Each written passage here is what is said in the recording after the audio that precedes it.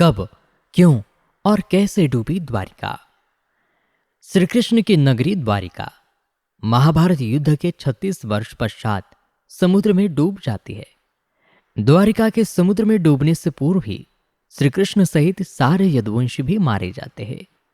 समस्त यदुवंशियों के मारे जाने और द्वारिका के समुद्र में विलीन होने के पीछे मुख्य रूप से दो घटनाएं जिम्मेदार है। एक, माता गांधारी द्वारा श्री कृष्ण को दिया हुआ श्राप, और दूसरा, ऋषियों द्वारा श्री कृष्ण पुत्र साम को दिया हुआ श्राप। आइए इस घटना को जानते हैं विस्तार से। गांधारी ने दिया था यदुवंश के नाश का श्राप। महाभारत युद्ध की समाप्ति के बाद जब युधिष्ठिर का राज तिलक हो रहा था, तब कौरवों की माता गांधारी ने महाभारत युद्ध के लिए श्री कृष्ण को दोषी ठहराते हुए श्राप दिया कि जिस प्रकार कौरवों के वंश का नाश हुआ, ठीक उसी प्रकार यदुवंश का भी नाश होगा। जब ऋषियों ने दिया था साम को श्राप, महाभारत युद्ध के बाद जब 36वां वर्ष आरंभ हुआ तो तरह तरह के अपशकुन होने लगे। एक दिन महर्षि विश्वामित्र, कण्व, देवर्षि नारद आदि द्वारिका गए। वहां पर यादव कुल के कुछ नवयुवकों ने उनके साथ परिहास यानी मजाक करने का सोचा। वे श्री कृष्ण के पुत्र साम को स्त्री के वेश में ऋषियों के पास ले गए और कहा कि यह स्त्री गर्भवती है, इसके गर्भ से क्या उत्पन्न होगा। ऋषियों ने जब देखा कि ये युवक हमारा अपमान कर रहे, तब वे क्रोधित हो गए और तब उन्होंने श्राप दिया कि श्री कृष्ण का यह पुत्र वृष्णि और अंधक वंशी पुरुषों का नाश करने के लिए एक लोहे का मूसल उत्पन्न करेगा, जिसके द्वारा तुम जैसे क्रूर और क्रोधी लोग अपने समस्त कुल का संहार करोगे। उस मूसल के प्रभाव से केवल श्री कृष्ण और बलराम ही बच पाएंगे। श्री कृष्ण को जब यह बात पता चली तो उन्होंने कहा कि यह बात अवश्य सत्य होगी। ऋषियों के श्राप के प्रभाव से दूसरे दिन ही साम ने मूसल उत्पन्न किया। जब यह बात राजा उग्रसेन को पता चली, तब उन्होंने उस मूसल को चुरा कर समुद्र में डलवा दिया। इसके बाद राजा उग्रसेन और श्री कृष्ण ने नगर में घोषणा करवा दी कि आज से कोई भी वृष्णि व अंधकवंशी अपने घर में मदिरा तैयार नहीं करेगा। जो भी व्यक्ति छुपाकर मदिरा तैयार करेगा उसे मृत्युदंड दिया जाएगा। घोषणा सुनकर द्वारकावासियों ने मदिरा नहीं बनाने का निश्चय किया। इसके बाद द्वारिका में भयंकर अपशकुन होने लगे। प्रतिदिन आंधी चलने लगी। चूहे इतने बढ़ गए कि मार्गों पर मनुष्यों से ज्यादा दिखाई देने लगे। वे रात में सोए हुए मनुष्यों के बाल और नाखून कुतर कर खा जाया करते थे। सारस उल्लुओं की और बकरे गीदड़ों के आवाज निकालने लगे। गायों के पेट से गधे, कुत्तियों से बिलाव और नेवलियों के गर्भ से चूहे पैदा होने लगे। उस समय यदुवंशियों को पाप करते शर्म नहीं आती थी। जब श्री कृष्ण ने नगर में होते हुए इन अपशकुनों को देखा तो उन्होंने सोचा कि कौरवों की माता गांधारी का श्राप सत्य होने का समय आ गया है। इन अपशकुनों को देखकर तथा पक्ष के 13वें दिन अमावस्या का संयोग जानकर श्री कृष्ण काल की अवस्था पर विचार करने लगे। उन्होंने देखा कि इस समय वैसा ही योग बन रहा है जैसा महाभारत के युद्ध के समय बना था। गांधारी के श्राप को सत्य करने के उद्देश्य से श्री कृष्ण ने यदुवंशियों को तीर्थ यात्रा करने की आज्ञा दी। श्री कृष्ण की आज्ञा से सभी राजवंशी समुद्र के तट पर प्रभास तीर्थ आकर निवास करने लगे। प्रभास तीर्थ में रहते हुए एक दिन जब अंधक और वृष्णिवंशी आपस में बात कर रहे थे, तभी सात्यकी ने आवेश में आकर कृतवर्मा का उपहास और अनादर कर दिया। कृतवर्मा ने भी कुछ ऐसे शब्द कहे कि सात्यकी को क्रोध आ गया और उसने कृतवर्मा का वध कर दिया। ये देख अंधक वंशियों ने सात्यकी को घेर लिया और हमला कर दिया। सात्यकी को अकेला देख श्री कृष्ण के पुत्र प्रद्युम्न उसे बचाने दौड़े। सात्यकी और प्रद्युम्न अकेले ही अंधक वंशियों से भिड़ गए, परंतु संख्या में अधिक होने के कारण वे अंधक वंशियों को पराजित नहीं कर पाए और अंत में उनके हाथों मारे गए।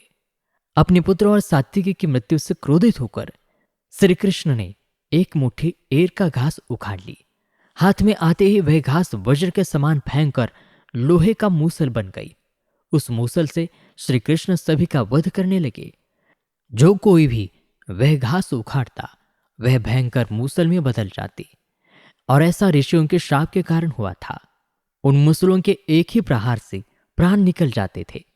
उस समय काल के प्रभाव से अंधक, भोज, शिनी और वृष्णिवंश के वीर मूसलों से एक दूसरे का वध करने लगे। यदुवंशी भी आपस में लड़ते हुए मरने लगे। श्री कृष्ण के देखते ही देखते साम, चारुदोष्ण, अनिरुद्ध और गद की मृत्यु हो गई। फिर तो श्री कृष्ण और भी क्रोधित हो गए और उन्होंने शेष बचे सभी वीरों का संहार कर डाला। अंत में केवल दारुक यानी श्री कृष्ण के सारथी ही बचे थे। श्री कृष्ण ने दारुक से कहा कि तुम तुरंत हस्तिनापुर जाओ और अर्जुन को पूरी घटना बताकर द्वारिका ले आओ। दारुक ने ऐसा ही किया।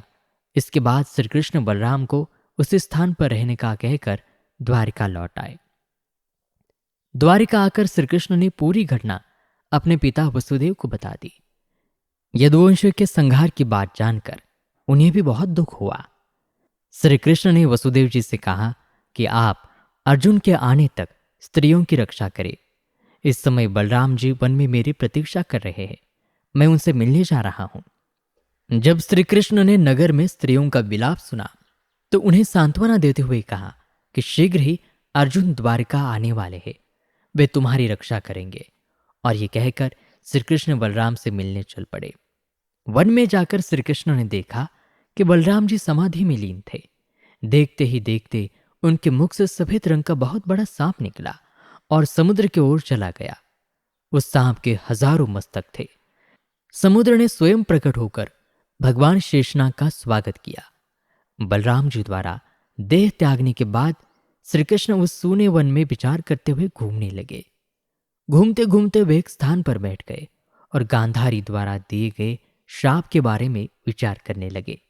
देह त्यागने की इच्छा से श्री कृष्ण ने अपने इंद्रियों को संयमित किया और महायोग यानी समाधि की अवस्था में पृथ्वी पर लेट गए। जिस समय भगवान श्री कृष्ण समाधि में लीन थे, उसी समय जरा नाम का एक शिकारी हिरणों का शिकार करने के उद्देश्य से वहां आया था। उसने हिरण समझकर दूर से ही श्री कृष्ण पर बाण चला दिया। बाण चलाने के बाद जब वह अपने शिकार को पकड़ने के लिए आगे आया तो योग में स्थित भगवान श्री कृष्ण को देखकर उसे अपनी भूल पर पश्चाताप हुआ। तब श्री कृष्ण ने उसे आश्वासन दिया और अपनी परम धाम चले गए। अंतरिक्ष में पहुंचने पर इंद्र, अश्विनी कुमार, रुद्र, आदित्य, वसु, मुनि आदि सभी ने भगवान का स्वागत किया। इधर दारुक ने हस्तिनापुर जाकर यदुवंशियों के संहार की पूरी घटना पांडवों को बता दी। यह सुनकर पांडवों को बहुत शोक हुआ। अर्जुन तुरंत ही अपने मामा वसुदेव से मिलने के लिए द्वारका चल दिए। जब अर्जुन द्वारिका पहुंचे तो वहां का दृश्य देखकर उन्हें बहुत शोक हुआ। श्री कृष्ण की रानियां उन्हें देखकर रोने लगी। उन्हें रोता देखकर अर्जुन भी रोने लगे और श्री कृष्ण को याद करने लगे। इसके बाद अर्जुन वसुदेव जी से मिले। अर्जुन को देखकर वसुदेव जी बिलख बिलख रोने लगे। वसुदेव जी ने अर्जुन को श्री कृष्ण का संदेश सुनाते हुए कहा कि द्वारिका शीघ्र ही समुद्र में डूबने वाली है, अतः तुम सभी नगरवासियों को अपने साथ ले जाओ। वसुदेव जी की बात सुनकर अर्जुन ने दारुक को सभी मंत्रियों को बुलाने के लिए कहा। मंत्रियों के आते ही अर्जुन ने कहा कि मैं सभी नगरवासियों को यहां से इंद्रप्रस्थ ले जाऊंगा, क्योंकि शीघ्र इस नगर को समुद्र डुबा देगा। अर्जुन ने मंत्रियों से कहा कि आज से 7वें दिन सभी लोग इंद्रप्रस्थ के लिए प्रस्थान करेंगे, इसलिए आप शीघ्र ही इसके लिए तैयारियां शुरू कर दे। सभी मंत्री तुरंत अर्जुन की आज्ञा के पालन में जुट गए। अर्जुन ने वह रात श्री कृष्ण के महल में बिताई। अगली सुबह श्री कृष्ण के पिता वसुदेव जी ने प्राण त्याग दिए। अर्जुन ने विधि विधान से उनका अंतिम संस्कार किया। वसुदेव जी की पत्नी देवकी, भद्रा, रोहिणी और मदिरा भी चिता पर बैठकर सती हो गई। इसके बाद अर्जुन ने प्रभास तीर्थ में मारे गए समस्त यदुवंशियों का भी अंतिम संस्कार किया। 7वें दिन अर्जुन श्री कृष्ण के परिजनों तथा सभी नगरवासियों को साथ लेकर इंद्रप्रस्थ की ओर चल दिए। उन सभी के जाते ही द्वारका नगरी समुद्र में डूब गई। यह दृश्य देखकर सभी को बड़ा आश्चर्य हुआ। और इसी के साथ द्वारिका के समुद्र में डूबने की ये कहानी समाप्त होती है।